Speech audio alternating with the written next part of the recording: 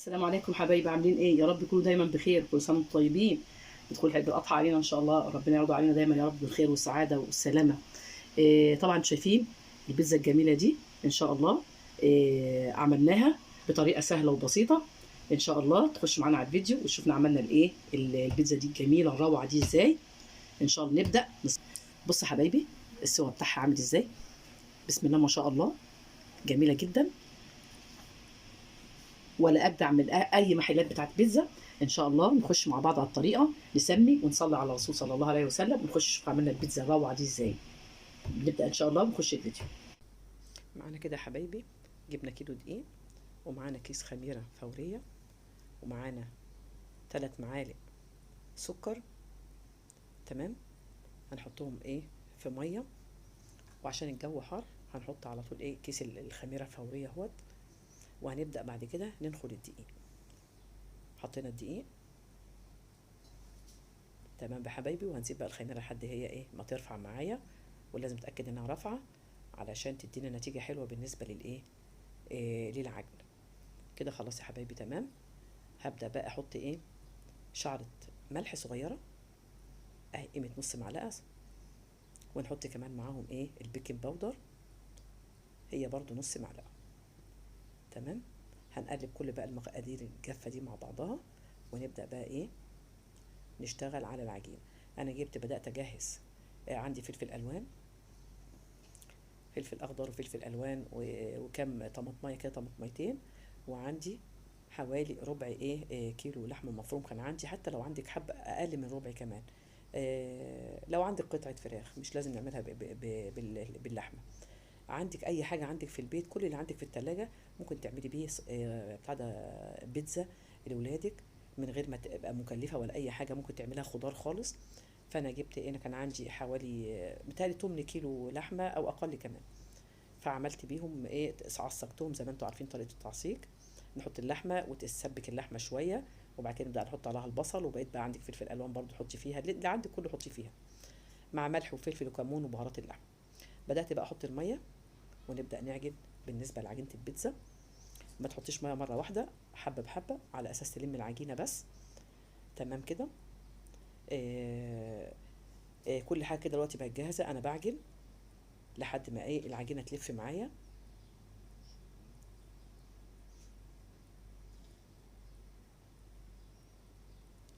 خلاص كده هبدا الم العجينه بتاعتي.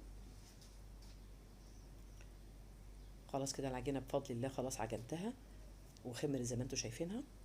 هبدا بقى المها، ونشتغل بقى في فرد العجينه، ونجهز حاجتنا بقى الجبنه والصلصه اللي هعمل بيها. كل الحاجات دي جاهزه عندي. جبت معلقتين او 3 معالق صلصه، واحط عليهم قيمه نص معلقه سكر، واحط عليهم كمان شويه زعتر فريش اهوت. ماشي، تطحنيه كده وتحطيه عليهم عشان بيدي نكهه حلوه جدا للبيتزا. اللي هو رشه سكر. هقلب ده كله مع بعضه، وده اللي هعمل بيه وش البيتزا. طريقه سهله جدا وحلوه وبسيطه، ومش بتاخد منك وقت. وده في الوقت ده هو اللي محتاجينه في الحر ده، اكل سريع واكل خفيف. ده احلى اكله بالنسبه لايام الصيف الحار اللي احنا فيها دي.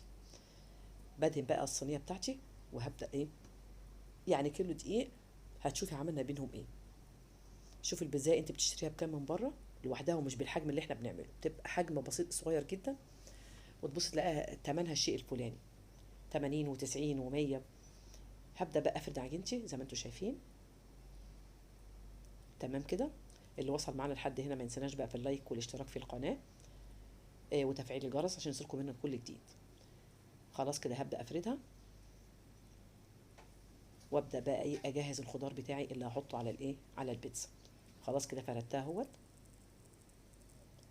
تمام.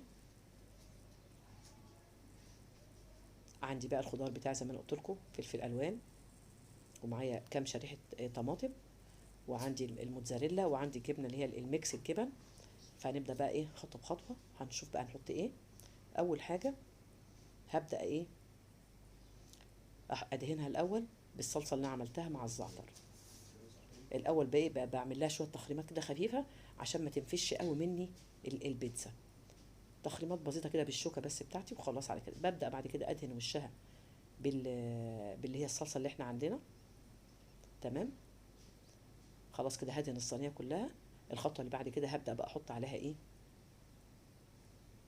اللي هي الايه الخضار بقى بتاعي، او الجبنه الموتزاريلا واللحمه والحاجات اللي احنا عندي، الخضار ده كله. تمام كده. إيه كده خلاص، هبدا بقى احط الايه ميكس الجبن الاول،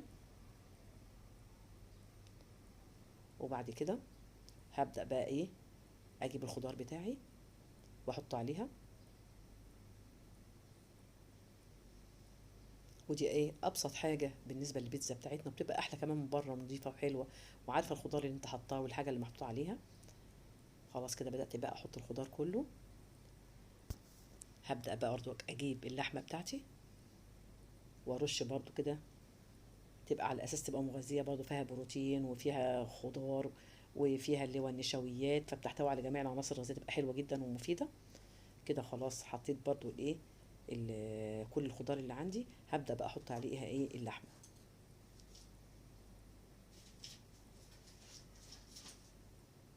شوف الحبه دول اللحمه دولت عملوا معايا صينيتين، فحلو جدا. شوف كميه ما تجيش يعني ايه، كام اقول لك ايه، 100 جرام، 150 جرام، يعني يقل عن كده كمان. وبعد كده حطيت شرايح اللي هو الزيتون. خلصت كده هبدا بقى احط تاني ميكس الجبن تاني، احط برضو قصدي الجبنه بقى الموتزاريلا في الاخر. وفي ناس بتحطش الجبنه الموتزاريلا، حاطينها بس اللي هو الميكس الاول، ولما قبل ما تستوي بحاجه بسيطه بروح يعني برش شويه الجبنه الموتزاريلا واردها في الفرن واطلعها على طول عشان ما تحرقش الجبنه ايه الموتزاريلا. فانا كده خلاص الصينيه الاولانيه. هبدا بقى اجيب برضو الصينيه التانيه نفس الشكل، عملتها بنفس الطريقه اهي بنفس المقادير. حطيت كده الجبنه الموتزاريلا هنا، بص فايت برضو لحمه معايا، فعملت بيهم الصينيه التانيه. وكنت ممكن تعملها خضار خالص من غير لحمه. تمام كده حبايبي. فانا خلاص عملت كده ايه الصينيه الاولانيه، وعملت كمان الصينيه التانيه. وطبعا انتوا شايفين كده ايه دخلتهم الفرن إيه فطلعوا. وهوريلكم حالا بقى وهم ايه جاهزين، وبقطعهم اهوت.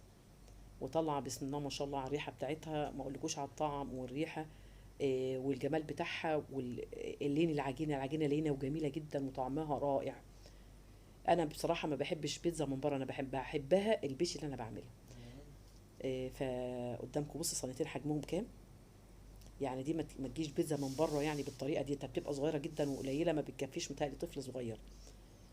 فطبعا عملنا كميه كبيره اهوت، والطعم خطير.